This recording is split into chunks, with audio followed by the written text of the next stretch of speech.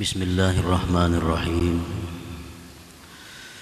Alhamdulillahilladzi ja'ala as-salata imadaddin wa sirajal yaqin wa mi'rajal mu'minin wa ma'linal ilmi lil 'arifin. Asyhadu an la ilaha illallah wahdahu la syarika lahu rabbul alamin. Wa asyhadu anna sayyidana Muhammadan abduhu wa rasuluhul amin. Syahadatan tulhiquna bi zumratis sabiqin.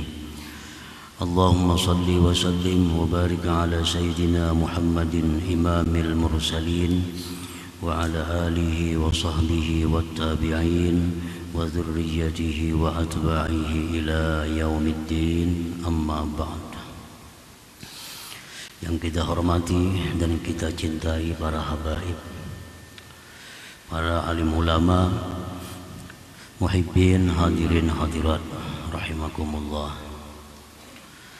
Alhamdulillah, puji dan syukur kita haturkan kehadiran Allah Subhanahu wa taala yang pada malam ini Allah kembali mempertemukan kita dan mengumpulkan kita di majlis yang penuh dengan berkah dan rahmat ini.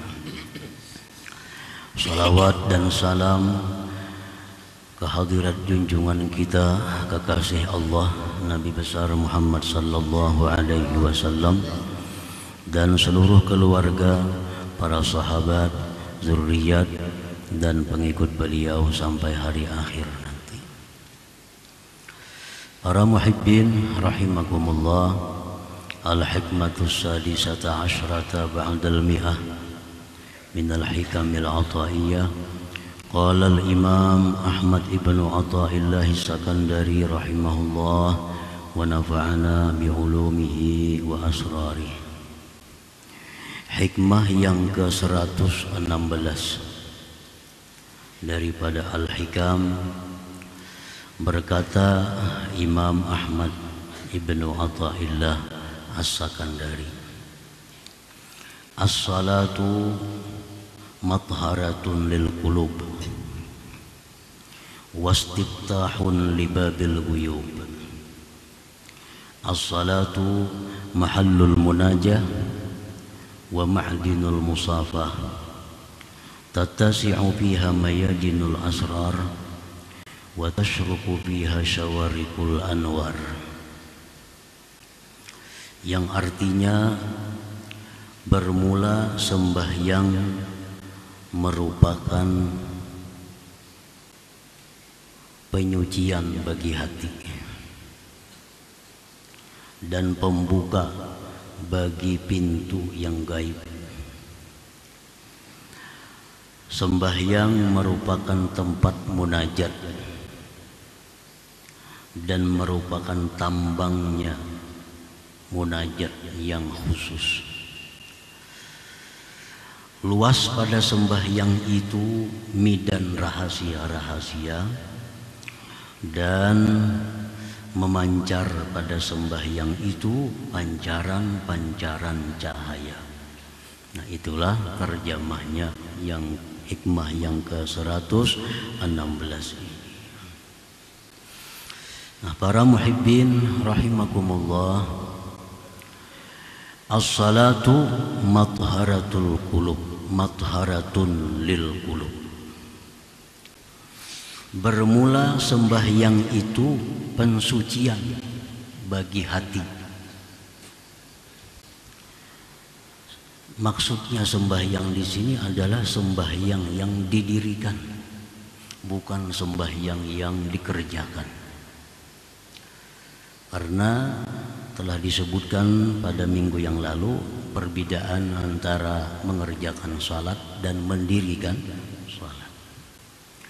Nah, sembahyang yang didirikan, sembahyang yang dilaksanakan dengan syarat rukun, sunat, adab khusyuknya, itu merupakan pensucian bagi hati. Artinya membersihkan sifat-sifat yang tercela di dalam hati. Sembahyang itu membersihkan dari sifat-sifat yang dimurkai Allah yang ada pada hati manusia. Faqauluka Allahu Akbar fihi iqrarun bi kibriya'illah wa izzatih wa i'tirafun bi sigharika wa dhullik. Perkataan engkau Allahu Akbar dalam sembahyang itu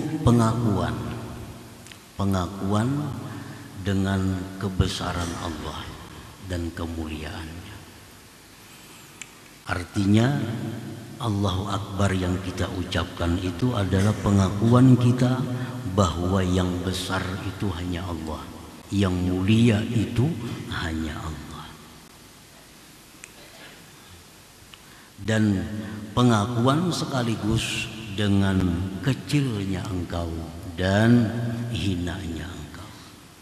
Apabila kita mengakui Allah itu besar, maka berarti kita hina, kecil. Bila kita mengakui Allah mulia, berarti kita ini adalah hina.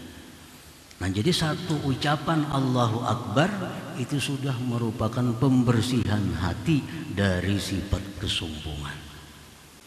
Nah, ini hanyar, baru Allahu Akbar. Begitu Allahu Akbar, kita sudah bersih dari sifat kesombongan, dari sifat ujub yang ada dalam hati kita. Tinggal bahwa kita adalah orang yang kecil, orang yang hina. Artinya menumbuhkan sifat tawadhu di dalam hati kita. Perkataan kita Allahu Akbar dalam sembahyang itu menumbuhkan sifat tawadhu di dalam hati kita ini.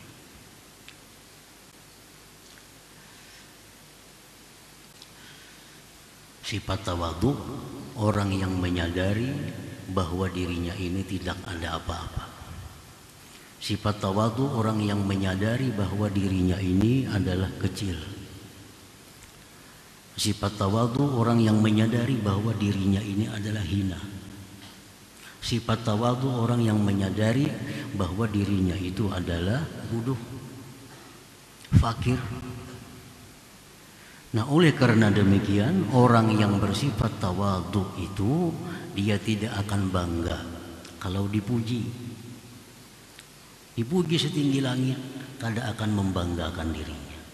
Karena dia sadar bahwa dia adalah orang yang hina, orang yang kecil.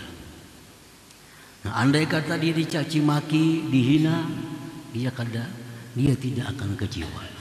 Dia tidak akan sedih hati karena dia menyadari bahwa diri memang hina, memang kecil, memang fakir, memang bodoh.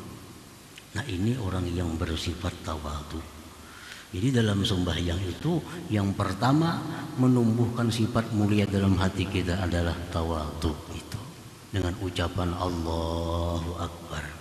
Dan ucapan ini yang paling banyak dalam sembahyang. Kita hendak ruku Allahu Akbar lagi, hendak sujud Allahu Akbar lagi. Artinya supaya jangan terpisah hati kita ini dari sifat tawadhu. Fal qalbu idza khala minal kibri wal izzi wal ujbi tahura minal ilal. Bahwasanya hati itu apabila sunyi, hati sudah kosong dari kesombongan, dari kemuliaan, maka bersihlah hati itu dari penyakit-penyakit. Di annal kibra wal izza manba'ul afat, karena kesombongan itu, kemuliaan yang ada dalam hati itu merupakan sumber segala penyakit, sumber segala kerusakan.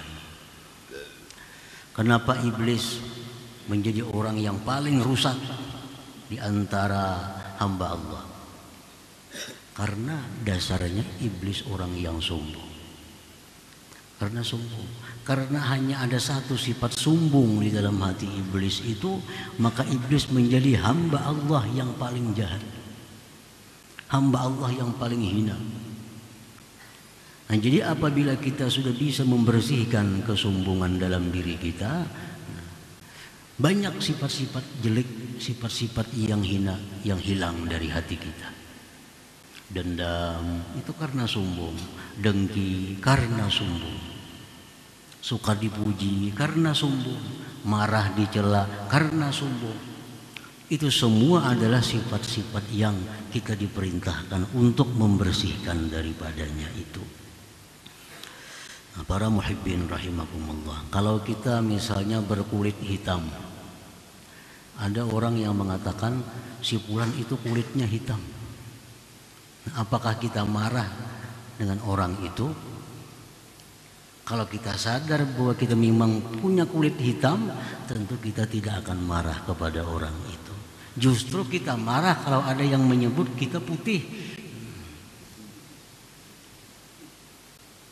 Wah, si anu tuh putih bener awaknya, padahal pahirangnya, sariknya dianggapnya mah ulu-ulu.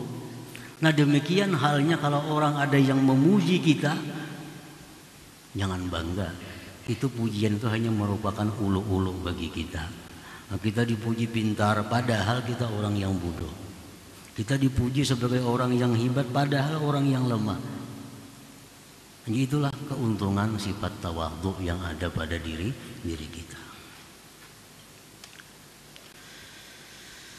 Nah, kemudian lagi wastiftahun libabil ghuyub ay asraril malakut, bahwa sembahyang itu pembuka bagi pintu rahasia alam malakut. Orang yang sembahyang bisa diperlihatkan Allah surga dan neraka pada waktu sembahyang itu. Orang yang waktu sembahyang bisa diperlihatkan Allah apa-apa yang terjadi di alam barzakh. Karena dalam sembahyang itu Allah membuka pintu malakut. Pintu malakut. Wa inna ma kanatis salatu istiftahan libabi asraril malakut limashtamalat alaih min tathhiril batin wa zahir. Hanya saja adalah sembahyang itu pembuka bagi pintu rahasia malakut, karena sesuatu yang mengandung sembahyang itu atasnya dari pensucian batin dan zahir. Alam malakut itu orang yang dibukakan Allah melihatnya, orang ini mesti bersih zahirnya, bersih batinnya, itu dibuka oleh Allah pintu alam malakut itu. Nah, sembahyang ini bersih, orang yang sembahyang bersih daripada hal-hal yang kotor baik zahir maupun batin. Qala Rasulullah sallallahu alaihi wasallam, ara'aitum law anna nahran bi babi ahadikum yaghtasilu fihi kulla yawm 5 marrat hal yabqa min daranihi syai'. Rasulullah SAW bersabda kepada sahabatnya, apakah pendapat kalian wahai sahabat, jikalau ada sungai di pintu rumah kamu, mandi pada sungai itu tiap-tiap hari 5 kali mandi, apakah ada tersisa daki di tubuh kalian? Qalu la yabqa min daranihi syai'. Ujar sahabat, tentu ada bedaki lagi. 2 kali gini sehari itu mandi sudah bersih, ini 5 kali sehari. Qal Rasulullah bersabda, fadzalika mithlu shalawatil khams. Itulah perumpamaan sembahyang 5 waktu. Yamhullahu bihinnal khataya. Allah hapus dengan sembahyang 5 waktu itu segala dosa kita, segala kesalahan kita. Nah, kalau sudah terhapus dosa kesalahan kita, maka mata hati kita akan nampak, mata hati kita akan terang. Itulah saatnya dibuka Allah rahasia-rahasia malakut tadi.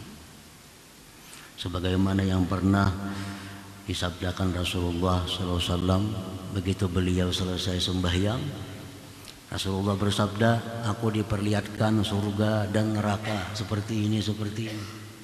Nah, dalam sembahyang dibuka oleh Allah pintu malakut itu.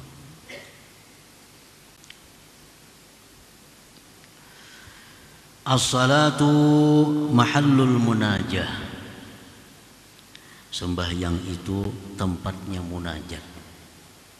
Artinya tempat di mana kita berdialog dengan Allah. Tempat di mana kita saling mengutarakan sesuatu kepada Allah. Tempat di mana kita berkomunikasi dengan Allah. Itu sembahyang.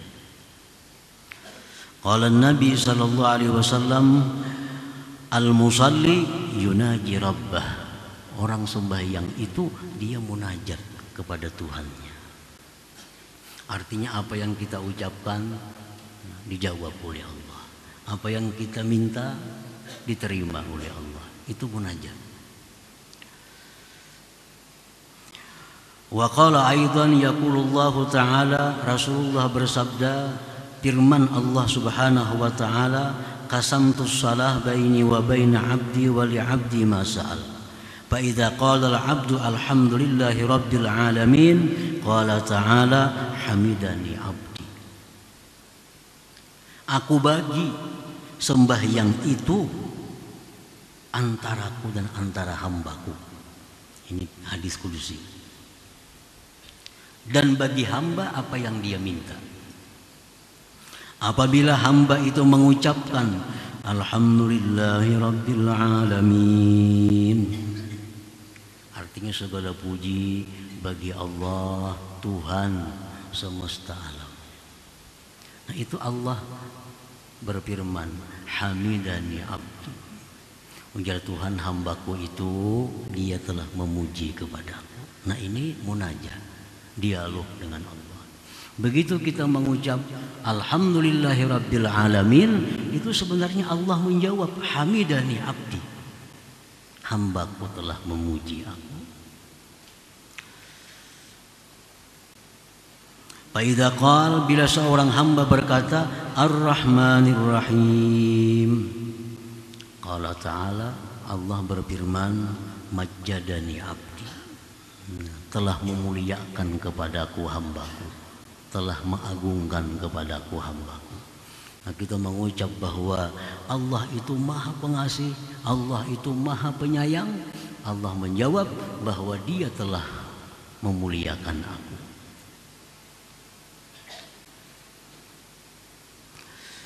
Fa idza qala, bila seorang hamba berkata maliki yaumiddin,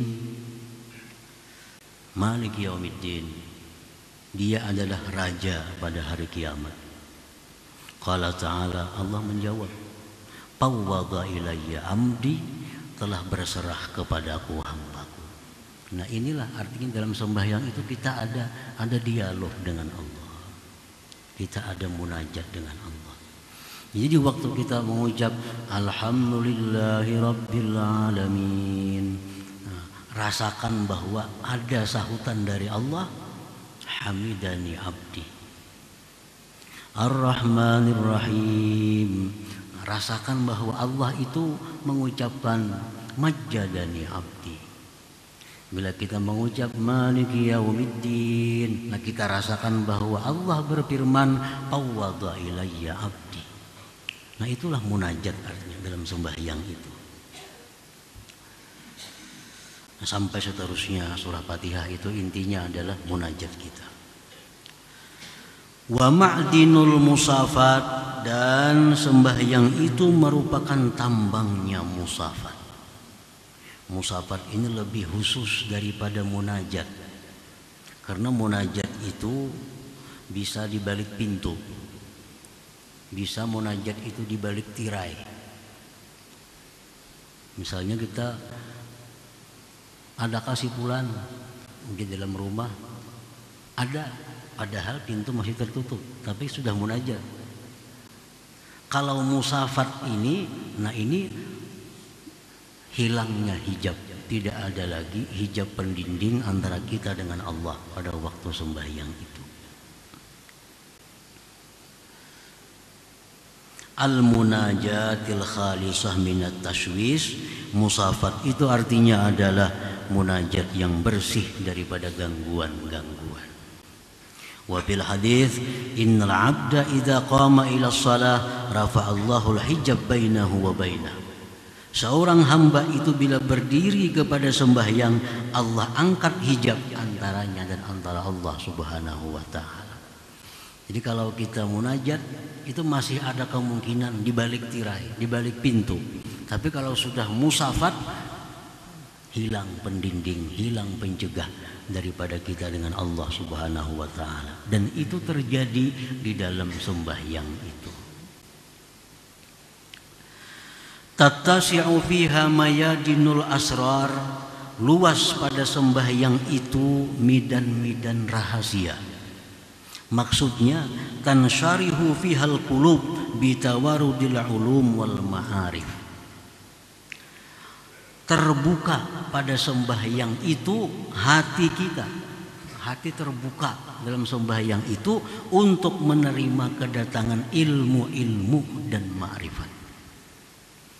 Dalam sembahyang itu hati kita ini sebenarnya terbuka, menadah untuk masuknya ilmu-ilmu dan ma'rifat dari Allah Subhanahu wa taala. Wa tashruqu fiha syawarikul anwar tatlu'u fil qulub al anwarul lati hiya min samaratil ulum wal ma'arif, dan terbitlah pada hati itu cahaya-cahaya merupakan buah daripada ilmu dan ma'rifat tadi. Jadi waktu sembahyang itu hati kita terbuka menerima ilmu, menerima ma'rifat. Begitu hati menerima ilmu ma'rifat, hati kita menjadi bercahaya, dan cahaya ini memancar ke seluruh tubuh kita.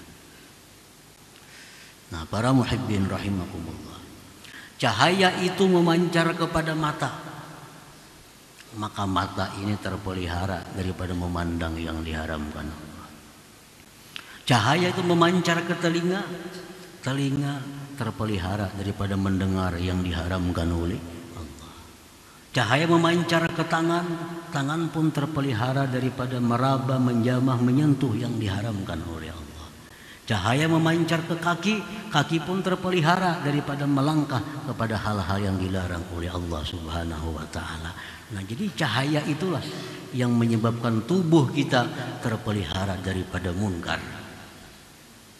Sebagaimana yang difirmankan Allah bahwa sembahyang itu mencegah dari kejahatan dan kemunkaran. Nah, iya demikian. Sembahyang itu mengakibatkan orang yang sembahyang tadi tertegah dari kemunkaran. Karena matanya sudah diberi cahaya ilmu ma'rifat, telinganya, tangannya, kakinya, mulutnya, lalu terjaga karena ada cahaya ilmu dan ma'rifat yang memancar dari hatinya tadi. Nah, para muhibbin rahimakumullah, faidah-faidah sembahyang yang disebutkan tadi ini khusus diberikan Allah kepada orang yang benar-benar mendirikan salat. Orang yang hanya sekedar melaksanakan salat, nah, tentu tidak akan dapat faidah-faidah seperti tadi. Orang salat sembahyangnya kada paham apa yang dibacanya, kadang-kadang berapa rakaat jumlahnya kada ingat juga. Untung mah ikut imam, jika sorangan tuh bisa kayak apakah sembahyangnya. Untung mah ikut imam, untung mah ikut imam. Makanya itu bila imam ini salah, di belakang itu lalu daur. Imam ini salah, misal imam mestinya tasahud awal, imam berdiri di belakang itu daur, karena kada ingat juga, kada ingat juga.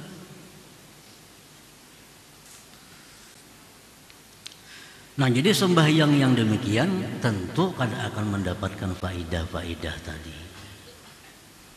Sebenarnya sembahyang itu bisa membentuk jiwa kita menjadi orang yang tawadhu, membentuk tubuh kita terpelihara daripada kemaksiatan dan kemunkaran.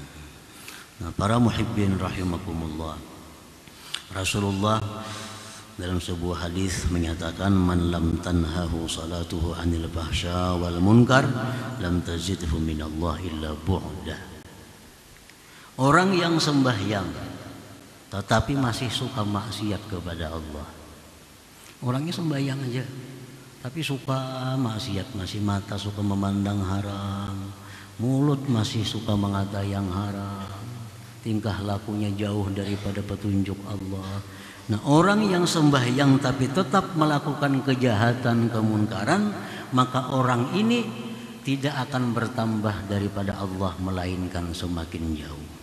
Nah, semakin jauh. Jadi sembahyangnya itu kada berguna, artinya gunanya hanya sekedar bahwa dia adalah orang Islam, bahwa dia telah melaksanakan kewajiban. Perkara faidah-faidah sembahyang yang sangat banyak, manfaat-manfaat sembahyang yang sangat banyak kada akan didapat kalau sembahyang hanya sekedar menjaga syarat dan rukunnya. Ini sembahyang asal sah sudah. Bila syaratnya terpenuhi, rukunnya bujur, cukup. Nah, sunat-sunatnya kada perlu, apalagi khusyuknya ditinggalkannya. Nah, sembahyang ini hanya sekedar melaksanakan kewajiban. Sembahyang ini diumpamakan seperti orang yang menghadiahkan kepada raja seorang budak yang cacat. Bukan mendapat hadiah dari raja, tapi justru bisa dihukum. Raja minta kepada rakyat agar tiap rakyat memberikan hadiah kepada raja. Maka rakyat pun datang bawa hadiah kepada raja. Ini orang bawa hadiah kepada raja berupa manusia, berupa budak. Budaknya kada betangan, budaknya kada bebatis, budaknya lagi bisu, budaknya lagi banyak penyakit, dihadiahkan kepada raja. Raja bukan terima kasih, raja bukan membalas hadiah, justru bisa menahan ini orang karena dianggap mengulu-ulu dengan raja. Nah, demikian sembahyang itu laksana seorang gadis persembahan kepada raja. Sembahyang yang sempurna, syarat rukunnya, adabnya, sunatnya, laksana gadis yang cantik yang sempurna. Nah, kalau kita mempersembahkan kepada raja seorang gadis yang cantik, yang sempurna, tentu raja akan memberikan balasan yang berlimpah ruah. Tentu raja memberikan ganjaran yang banyak. Nah, demikianlah sembahyang yang bagus, sembahyang yang khusyuk, yang sempurna, seperti persembahan seorang rakyat kepada raja, gadis yang cantik dan yang sempurna itu. Nah, sembahyang yang asal sah, sembahyang yang asal sah, ini laksana seorang rakyat yang memberikan kepada raja seorang budak yang putung tangannya, putung kakinya, buta matanya. Bukan hadiah yang didapat, tapi bisa ditahan oleh raja karena dianggap meremehkan kerajaan. Nah, para muhibbin rahimakumullah, oleh karena itu sembahyang kita yang tidak ada khusyuk, sembahyang yang tidak benar adabnya, maka sembahyang tadi dirubah bentuknya menjadi kain usang, kain yang usang. Kemudian kain usang itu dipukulkan ke wajah orang yang sembahyang tadi. Nah, sedangkan sembahyang yang baik, maka itu naik berupa cahaya kehadiran Allah Subhanahu wa Ta'ala. Nah, para muhibbin rahimakumullah, jadi hikmah yang ke-16 ini membicarakan tentang faidah, manfaat bagi orang-orang yang mampu mendirikan sembahyang dengan sempurna dan baik. Nah, selanjutnya hikmah yang ke-117. Ila hadratin Nabi sallallahu alaihi wasallam al-Fatihah. A'udzu bisyaitonir rajim. Iyyaka na'budu wa iyyaka nasta'in. Ihdinas siratal mustaqim. Ya Allah biha, ya Allah biha, ya Allah bihusnil khatimah. Ya Allah biha, Allah biha, ya Allah husnil khatimah. Ya Allah biha, Allah biha, ya Allah husnil khatimah. فيا أيها الراجون منه شفاعة صلوا عليه وسلموا تسليما.